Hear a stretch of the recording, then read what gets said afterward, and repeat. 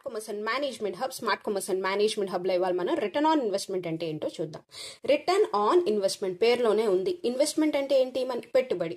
దేని మీదైనా ఏదైనా ప్రాజెక్ట్ మీద పెట్టుబడి పెట్టినప్పుడు ఎంత మనకి రిటర్న్ వస్తుంది అని అనాలిసిస్ చేయడమే రిటర్న్ ఆన్ ఇన్వెస్ట్మెంట్ అనమాట.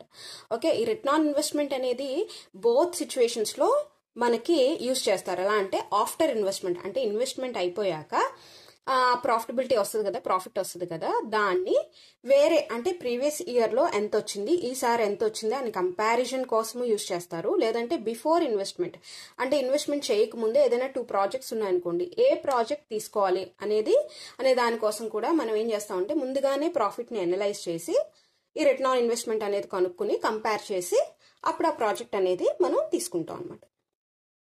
రిటర్న్ ఆన్ ఇన్వెస్ట్మెంట్ యొక్క ఫార్ములా చూడండి. Net profit by investment into 100 అంటే మనం పర్సంటేజ్ లో రిటర్న్ ఆన్ ఇన్వెస్ట్మెంట్ అనేది కనుక్కుంటాం.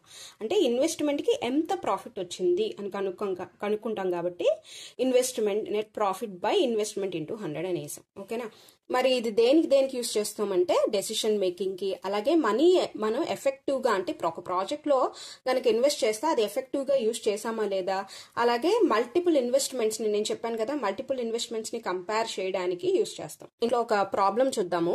ఇక్కడ ఇనీషియల్ ఇన్వెస్ట్మెంట్ 25 lakhs ఇచ్చాడు. దీని నుంచి 1 year తర్వాత మనకి ప్రాఫిట్ ఎంత వచ్చిందంటే 45 lakhs వచ్చింది. సో రిటర్న్ ఆన్ ఇన్వెస్ట్మెంట్ కనుక్కోండి అన్నాడు. దీనికి సంబంధించిన operating expenses 10 lakhs, depreciation 5 lakhs, interest on loan 2 lakhs, tax 30% ఇచ్చాడు. ఈ ఎక్స్పెన్సెస్ అన్ని ఆ ప్రాజెక్ట్ కి సంబంధించి అయ్యాయి అన్నమాట. ఇప్పుడు నెట్ ప్రాఫిట్ కనుక్కోవాలి. నెట్ అంటే ఏంటి అంటే దేన్నైనా మైనస్ చేస్తే దాన్ని నెట్ అంటారు. ఇక్కడ మనకి టోటల్ ప్రాఫిట్ 45 lakhs వచ్చింది కరెక్టే, కానీ ఆ ప్రాజెక్ట్ మీద కొంత ఎక్స్పెన్సెస్ అనేది మనం ఖర్చు పెట్టాం కదా. సో ఆ ప్రాఫిట్ లోంచి ఆ ఎక్స్పెన్సెస్ అన్ని తీసేస్తే రిమైనింగ్ దే మనకి నెట్ ప్రాఫిట్ అనమాట.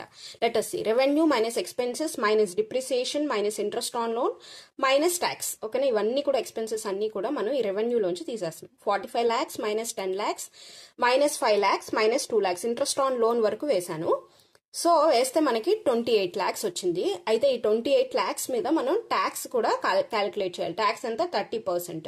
28 lakhs మీద 30% అంటే 8,40,000.